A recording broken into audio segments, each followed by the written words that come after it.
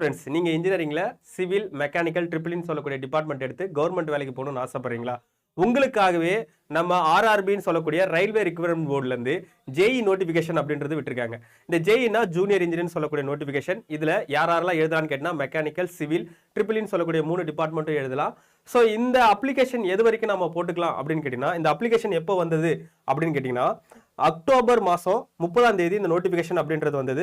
Application எது வரைக்கும் போட்டுக்கலாம்னு கேட்டீங்கன்னா, இப்போ நவம்பர் மாசம் நடக்குது பாத்தீங்களா, நவம்பர் எண்டு வரைக்கும் நீங்க என்ன பண்ணலாம், அப்ளை பண்ணிக்கலாம் அப்படின்றத சொல்லியிருப்பாங்க. அதே மாதிரி அப்ளிகேஷன் வந்து ஃபீஸ் பேமெண்ட் எப்போ லாஸ்ட் டேட்னு கேட்டீங்கன்னா டிசம்பர் 2ஆம் தேதி. கரெக்ஷன் விண்டோ எப்போ ஓப்பன் ஆகும்னு கேட்டீங்கன்னா டிசம்பர் 3ஆம் தேதியிலேருந்து ஓப்பன் ஆகும். டிசம்பர் 12ஆம் தேதி வரைக்கும் என்ன பண்ணலாம், நீங்க அப்ளிகேஷன் ஏதாவது கரெக்ஷன் இருந்தால் கரெக்ஷன் பண்ணிக்கலாம். ஓகேவா? ஸோ இந்த இன்ஜினியரிங் படிச்சவங்களுக்காக நம்ம அடா 247ல வேகம் சொல்லக்கூடிய பேட்ச் நம்ம ஸ்டார்ட் பண்ணியிருக்கோம்.